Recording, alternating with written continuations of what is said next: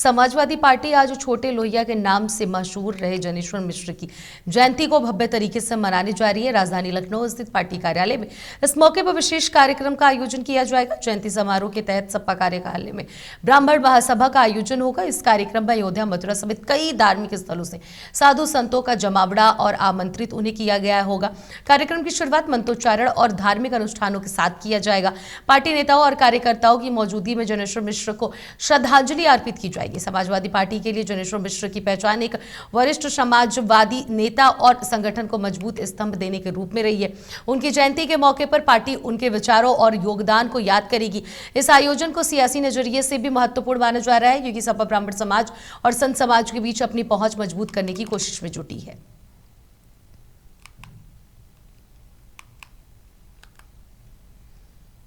अयोध्या में श्री राम जन्मभूमि से जुड़े चंपत राय और तपस्वी छावनी मंदिर के परमहंस आचार्य की मुलाकात, एक वीडियो उनका वायरल हो रहा है। वीडियो को लेकर सोशल मीडिया पर तरह तरह के दावे किए जा रहे हैं। हालांकि महुआ खबर वायरल वीडियो में किए गए दावों की पुष्टि नहीं करता है। वायरल वीडियो में चंपत राय और परमहंस आचार्य की मुलाकात दिखाई दे रही है। वीडियो को लेकर सोशल मीडिया पर कई तरह की प्रतिक्रियाएं सामने आ रही हैं। वहीं मुलाकात के बाद परमहंस आचार्य ने बयान जारी करते हुए कहा कि उन्होंने चंपत राय को अयोध्या धाम नहीं छोड़ने का निवेदन किया है। उनके मुताबिक चंपत राय इस आग्रह को स्वीकार करते हुए कहा कि वह अंतिम सांस तक अयोध्या में रहेंगे। इस मुलाकात और वायरल वीडियो के बाद सोशल मीडिया पर चर्चाएं तेज हो गई हैं। हालांकि वीडियो से जुड़े दावों और आरोपों की स्वतंत्र पुष्टि नहीं हुई है। प्रशासन या संबंधित पक्ष की ओर से इस मामले में कोई नया आधिकारिक बयान सामने नहीं आया है। तो चंपत राय का वीडियो जो सोशल मीडिया पर वायरल हो रहा है वो सुर्खियों में बना हुआ है। इसके पीछे की असल वजह यह है कि चंपत राय का नाम मंदिर में जो चढ़ावा चोरी राम मंदिर में हुआ उसमें भी इनका नाम शामिल था, जिसकी वजह से इन्हें इस्तीफा इन्होंने दे दिया है। चंपत राय ट्रस्ट के महासचिव थे राम मंदिर ट्रस्ट के, और उन्होंने अपने पद से इस्तीफा दे दिया। उसके बाद से लगातार ये सुर्खियों में है। ऐसे में जो सोशल मीडिया पर बीते दिन से ये वीडियो वायरल हो रहा है, हालांकि इसको लेकर महुआ खबर का जो रिपोर्टर है उनकी तरफ से इस खबर की कोई पुष्टि नहीं की जा रही है। लेकिन ये वीडियो चर्चा का विषय इसलिए बना हुआ है क्योंकि चंपत राय सुर्खियों में थे। चंदा चोरी के मामले में भी इनका नाम आया, पद से इस्तीफा दिए, और अब परमहंस महाराज से उनकी मुलाकात और उसके बाद से पूजा अर्चना का ये वीडियो वायरल हो रहा है। हाथ से इशारा करते हुए अपने आसपास मौजूद लोगों को वो कह रहे हैं कि कैमरे बंद करवाओ, जो भी उनका ये वीडियो बना रहा है। इस तरह का ये प्रतीत होता हुआ नजर आ रहा है। साथ ही साथ खबर ये भी सामने आ रही है कि परमहंस महाराज ने यह भी बताया है कि चंपत राय से मैंने आग्रह किया है कि आप अयोध्या छोड़कर बिल्कुल भी ना जाएं, और चंपत राय की तरफ से यह भी कहा गया है कि मैं आखिरी सांस तक अयोध्या में रहूंगा, चाहे जो भी हो जाए। आपको बताते चले कि जून के महीने में चंदा चोरी का मामला सामने आया था, तभी से चंपत राय सुर्खियों में है। अयोध्या का श्री राम चिकित्सालय इन दिनों विवादों को लेकर चर्चा में है। अस्पताल में डॉक्टर और टेक्नीशियन के बीच मारपीट का एक वीडियो सोशल मीडिया पर तेजी से वायरल हो रहा है। जानकारी के मुताबिक 3 दिन पहले श्री राम चिकित्सालय में तैनात डॉक्टर इंद्रभान विश्वकर्मा और उनके साथ मौजूद कुछ लोगों पर अस्पताल में तैनात टेक्नीशियन ने कई बार उनके साथ मारपीट की। आरोप भी इसके ऊपर लगा है। पूरी घटना अस्पताल में लगे सीसीटीवी कैमरे में कैद हुई है, जिसके बाद वीडियो सोशल मीडिया पर तेजी से वायरल हो रहा है। मामले में पुलिस ने दोनों पक्षों की शिकायत के आधार पर मुकदमा दर्ज कर जांच शुरू कर दी है। वहीं इस विवाद के बाद एक मरीज ने भी डॉक्टर इंद्रभान विश्वकर्मा पर इलाज में लापरवाही और मारपीट के आरोप लगाए हैं। मरीज का आरोप है कि इलाज के दौरान गलत तरीके से वीगो लगाने से खून बहने लगा और नाक में नली डालने के बाद डॉक्टर ने उसके साथ अभद्र व्यवहार किया। मरीज ने डॉक्टर और उनके साथियों पर मारपीट करने का भी आरोप लगाया है। फिलहाल पुलिस पूरे मामले की जांच कर रही है। सीसीटीवी फुटेज और दोनों पक्षों के बयानों के आधार पर आगे की कानूनी कार्रवाई की जाएगी। तो आपको ये बता दें कि अयोध्या से ये खबर सामने आ रही है, जहां पर अस्पताल में डॉक्टर और मरीजों के बीच में कहासुनी हो गया। इलाज को लेकर मारपीट की भी तस्वीरें सामने आ रही हैं।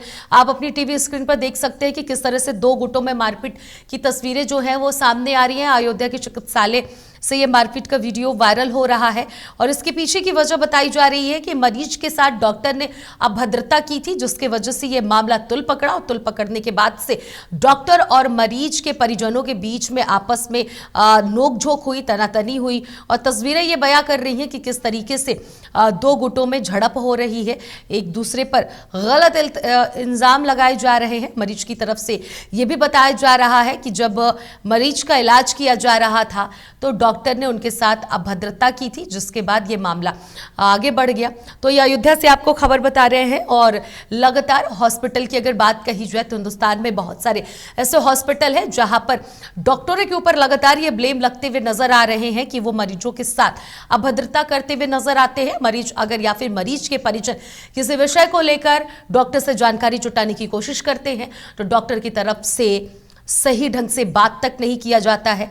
इस तरह से तमाम इल्जाम स्वास्थ्य विभाग और स्वास्थ्य कर्मियों पर लगते हुए नजर आ रहे हैं और ये तस्वीरें इस वक्त अयोध्या से सामने आ रही हैं जो ये बयां कर रही हैं कि किस तरह से अयोध्या का जो चिकित्सालय है वहां पर मरीज के परिजनों और डॉक्टरों के बीच में इलाज को लेकर कहासुनी हुई, फिर ये बात मारपीट में तब्दील हो गया और ये वीडियो इस वक्त सोशल मीडिया पर धड़ल्ले से वायरल हो रहा है। पुलिसिया कार्रवाई की बात कही जाए तो पुलिस सीसीटीवी कैमरे खंगाल रहा है। खंगालने के बाद से सीसीटीवी कैमरे के आधार पर आगे की कानूनी कार्रवाई की जाएगी, क्योंकि सीसीटीवी कैमरे में दोनों पक्षों की तरफ से क्या कहा गया है, क्या किया गया है, ये सब कुछ उस सीसीटीवी कैमरे में जाकर कैद हो गया है और इसकी वजह से डॉक्टरों को लेकर और परिजनों और मरीज के परिजनों को लेकर कौन सही है कौन गलत है, इसको लेकर कानूनी कार्रवाई की जाएगी। फिलहाल सीसीटीवी कैमरे की जांच हो रही है। तो ये सबसे बड़ा आपको मामला हम बता रहे हैं जहां पर अयोध्या में मारपीट परिजनों में हो गई है और सबसे ज्यादा सवाल इस वक्त स्वास्थ्य विभाग पर खड़े हो जाते हैं, क्योंकि स्वास्थ्य मंत्री उत्तर प्रदेश के उप मुख्यमंत्री हैं बृजेश पाठक और ऐसे में अगर छोटी या फिर बड़ी घटना, किसी भी प्रकार की घटना होती है तो सीधा सवाल स्वास्थ्य विभाग पर खड़ा होता है और उसके बाद सीधा स्वास्थ्य मंत्री उत्तर प्रदेश के यानी कि उप मुख्यमंत्री जो है बृजेश पाठक, उन पर सवाल खड़े होते हैं कि आखिरकार स्वास्थ्य कर्मचारी इतने ज्यादा अपनी मनमानी क्यों कर रहे हैं। परिजनों का साफ तौर पर कहना होता है, कई ऐसे मामलों में हमें देखने और सुनने को मिलता है कि परिजन साफ तौर पर यह बात कहते हैं कि डॉक्टर ने हमारी बात नहीं सुनी, डॉक्टर की लापरवाही की वजह से हमारे घर के व्यक्ति का मौत हो गया, डॉक्टर ने सही इलाज नहीं किया इसलिए हमने अपनों को खो दिया, डॉक्टर ने सही इलाज नहीं किया इसलिए हम बीमारी से ग्रसित हो गए हैं। तो इस तरह से तमाम इल्जाम डॉक्टरों पर लगते हुए नजर आते हैं और सवाल खड़े होते हैं स्वास्थ्य विभाग, उप मुख्यमंत्री बृजेश पाठक पर। बृजेश पाठक स्वास्थ्य मंत्री हैं, उनसे तमाम सवाल किए जाते हैं और स्वास्थ्य विभाग का हमेशा वो निरीक्षण करते हुए नजर आते हैं। लेकिन इस तरह के मामला सामने आता है और अपने आप में तमाम सवाल खड़े करते हैं। तो वहीं अब दूसरी खबरों का रुख करते हैं। राम मंदिर चढ़ावा प्रकरण की जांच के बीच श्री राम जन्मभूमि तीर्थ क्षेत्र ट्रस्ट के अंतरिम महासचिव डॉक्टर कृष्ण मोहन अयोध्या के नया घाट स्थित एसबीआई बैंक पहुंचे। बताया जा रहा है कि बैंक लॉकर से रखी बहुमूल्य संपत्तियों के सत्यापन की तैयारियां चल रही हैं। इस प्रक्रिया के तहत ट्रस्ट की ओर से बैंक पहुंचकर व्यवस्थाओं का जायजा लिया गया। इस दौरान डॉक्टर कृष्ण मोहन ने बैंक कर्मियों से बातचीत की और कहा कि श्रद्धालु दर्शन करने आए और अगर किसी तरह की कोई समस्या होती है तो जानकारी दें। राम मंदिर चढ़ावा प्रकरण में एसआईटी की जांच जारी है। इस बीच ट्रस्ट और बैंक स्तर पर संपत्तियों को रिकॉर्ड और सत्यापन से जुड़ी प्रक्रियाओं को आगे बढ़ाया जा सकता है। आपको बताते चले कि मामले को लेकर अयोध्या में लगातार गतिविधियां तेज हैं। जांच एजेंसियां पूरे प्रकरण में जुटी हुई हैं। पहलुओं की पड़ताल जो है, जांच पड़ताल उसको गहराई से कर रही हैं।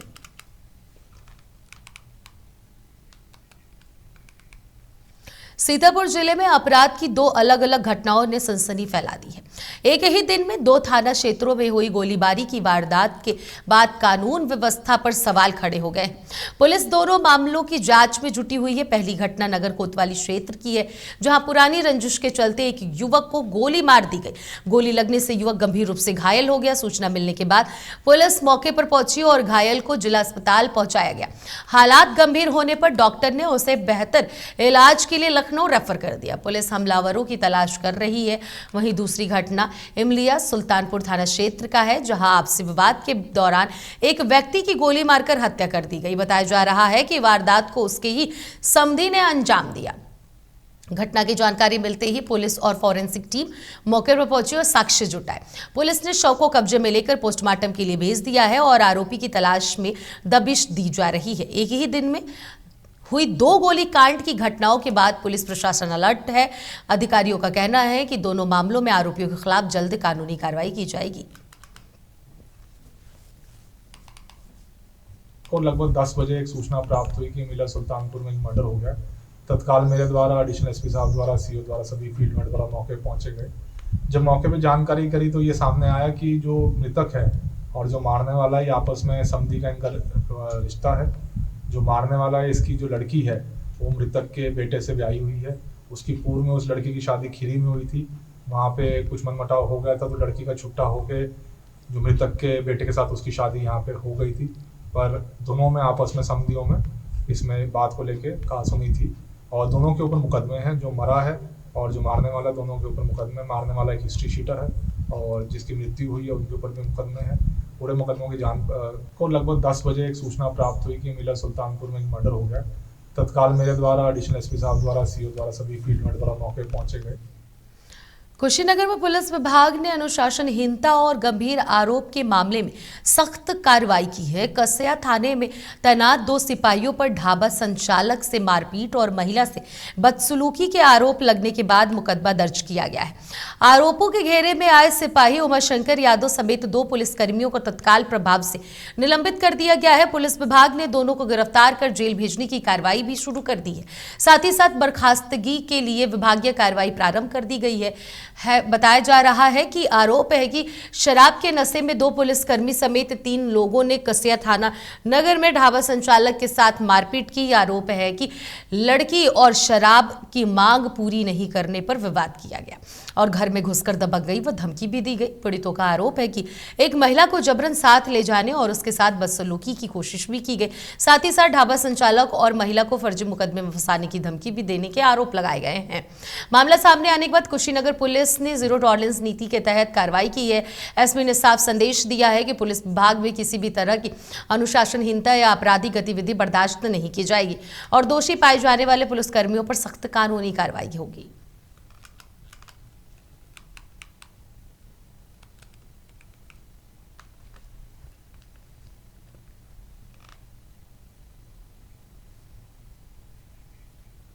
सीतापुर में पुरानी रंजिश एक बार फिर खूनी संघर्ष में बदल गई है।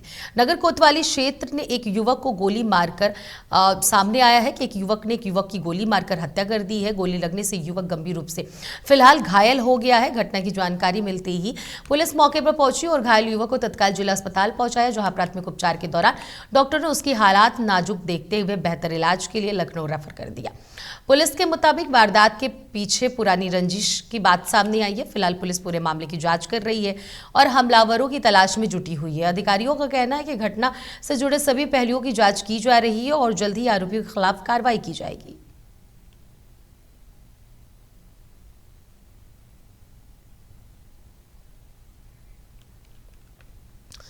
तो आपको बताते चले कि सीतापुर से जो एक खबर सामने आई है, एक युवक ने एक युवक की गोली मारकर उसे घायल कर दिया है। फिलहाल अस्पताल में उसका इलाज चल रहा है। घायल युवक के बारे में अगर आपको हम बताते चले तो इसको लेकर पुलिस तहकीकात में जुटी हुई है, तलाश में जारी है कि आखिरकार इसके पीछे की असली वजह क्या। फिलहाल रंजिश का मामला बताया जा रहा है। इसके साथ ही साथ आपको हम ये भी बताते चले कि डॉक्टरों ने उसकी हालत नाजुक देखते हुए बेहतर इलाज के लिए, यानी कि जो घायल युवक है उसके बेहतर इलाज के लिए उसे लखनऊ रेफर डॉक्टरों ने कर दिया है। पुलिस के मुताबिक वारदात के पीछे पुरानी रंजिश की बात सामने आ रही है। फिलहाल पुलिस पूरे मामले की जाँच कर रही है और जाँच के बाद ही पता चलेगा कि आखिरकार इसके पीछे की असली वजह क्या थी। लेकिन आपको हम बताते चले कि जिस तरीके से ये खबर सामने आई है, ये लगातार सवाल खड़े कर रहे हैं उत्तर प्रदेश के शासन और प्रशासन पे कि आखिरकार एक व्यक्ति कैसे किसी व्यक्ति पे दिन दहाड़े गोली चला सकता है। सीतापुर से पुरानी रंजिश का ये मामला है, लगभग इसी तरह का ये मामला बताया जा रहा है, क्योंकि सबसे बड़ी बात यह है कि अभी पुलिस कानूनी कार्रवाई कर रही है और फिलहाल जो मामला सामने आ रहा है उसमें रंजिश ही बताया जा रहा है। आपको भी बताते चले कि युवक को गोली मारने का मामला जो सामने आया है, गोली लगने से युवक गंभीर रूप से घायल हो गया है। घटना की जानकारी मिलते ही पुलिस मौके पर पहुंचती है। घायल को तत्काल इलाज के लिए अस्पताल भी पहुंचाया जाता है। ये भी बताते चले कि डॉक्टर ने उसकी हालत नाजुक देखते हुए लखनऊ रेफर कर दिया है और इसके पीछे सिर्फ और सिर्फ पुरानी रंजिश बताया जा रहा है। पुलिस पूरे मामले की जांच कर रही है और हमलावरों की तलाश में जुटी हुई है।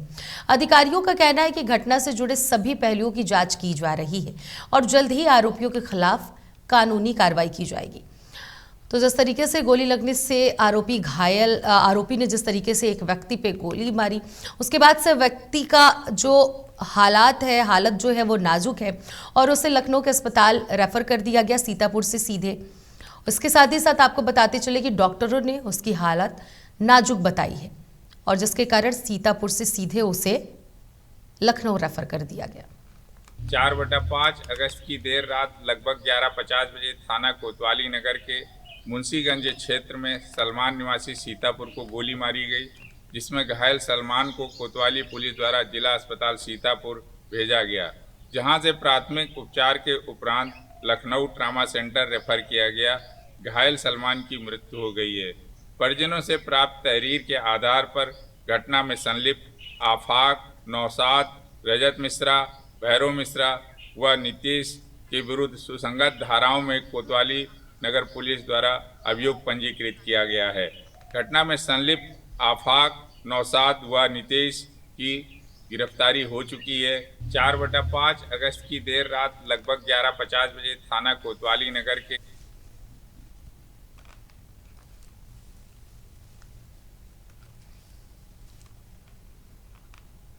इटावा में चोरों के हौसले लगातार बुलंद होते हुए नजर आ रहे हैं। फ्रेंड्स कॉलोनी थाना क्षेत्र के यशोदा नगर में चोरी ने एक ही रात 2 सूने मकानों को निशाना बनाकर लाखों रुपए की कीमत के हाउस वायर चोरी कर लिए।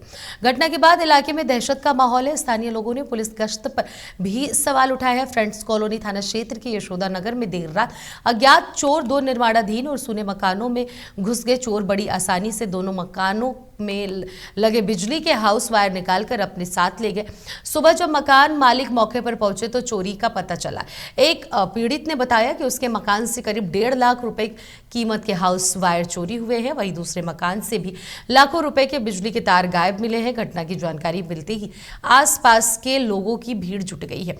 लोगों का कहना है कि इलाके में की जो चोरी की घटना है वो लगातार हो रही है, लेकिन पुलिस गश्त प्रभावी नहीं से होने से चोरी जो है बेखौफ होकर वारदात को चोर अंजाम दे रहे हैं। फिलहाल सूचना मिलने पर पुलिस मौके पर पहुंची और जांच शुरू कर दी है। पुलिस आसपास लगे सीसीटीवी कैमरों की फुटेज खंगाल रही है और चोरों की तलाश में जुटी हुई है।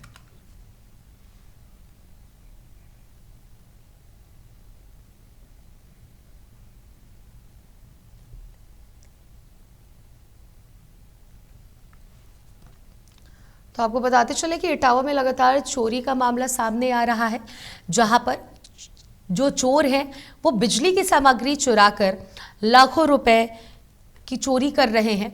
और इसके बाद से पुलिस जब इलाके में पहुंचती है, इटावा से ये खबर आपको बता रहे हैं, तो पुलिस की तरफ से जब कानूनी कार्रवाई की जाती है तो पुलिस की तरफ से बताया जाता है कि चोरों की तलाशी की जा रही है और इस गिरोह का जल्द ही भांडाफोड़ किया जाएगा। लेकिन आसपास वहां पर जो निवासी हैं उस इलाके में जहां पर चोरी को अंजाम दिया जा रहा है, वहां के लोगों का साफ तौर पर कहना है कि पुलिस का खौफ उस इलाके के चोरों के अंदर नहीं है, क्योंकि पुलिस का डर और अगर भय रहता तो चोर चोरी को अंजाम नहीं देते। और ना सिर्फ एक व्यक्ति और एक घर से लाखों रुपए की इलेक्ट्रॉनिक सामान की चोरी हुई है, बल्कि कई ऐसे घर हैं जहां पर इलेक्ट्रॉनिक सामग्रियों की चोरी लगातार उस इलाके से हो रही है।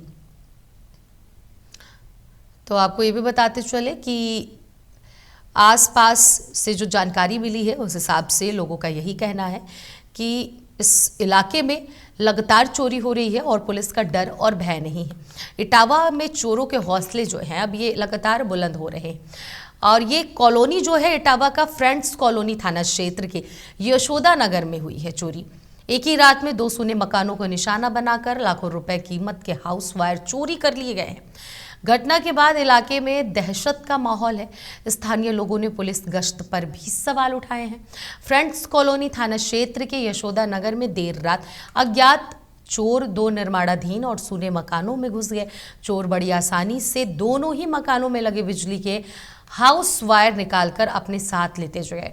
तो ये हाउस वायर बिजली के जो हैं वो चोर निकालकर अपने साथ लेते गए और जिसकी कीमत लगभग 1.5 लाख से ज़्यादा बताई जा रही है। सुबह जब मकान मालिक मौके पर पहुंचते हैं तो चोरी का पता चलता है और एक पीड़ित ने बताया कि उसके मकान से करीब 1.5 लाख रुपए की कीमत के हाउस वायर चोरी हो गए हैं। दूसरे मकान से भी लाखों रुपए के बिजली के तार गायब हो गए हैं। घटना की जानकारी मिलते ही आसपास के लोगों की भीड़ जुट जाती है और लोग ये लगातार कहने लगते हैं कि इलाके में लगातार चोरी की घटनाएं सामने आ रही हैं, लेकिन पुलिस गश्त प्रभावी नहीं होने से चोर बेखौफ होकर वारदात को अंजाम दे रहे हैं। ये 3 और 4 की रात में बारिश हो रही थी और पता नहीं चोर ये कहाँ शायद फाल वाली लगी है या कहाँ से ऊपर चढ़ गए और पीछे वाले दरवाजे से आके तार खींच ले गए और कुछ काट ले गए। कितने रुपए का तार कम से कम काटा गया है? लगभग 1 लाख से ऊपर का था। ये 3 और 4 की रात में बारिश हो रही थी और तो उत्तर प्रदेश उत्तराखंड की खबरों में फिलहाल के लिए इतना ही। बाकी खबरों के लिए बने रहिए महुआ खबर के साथ।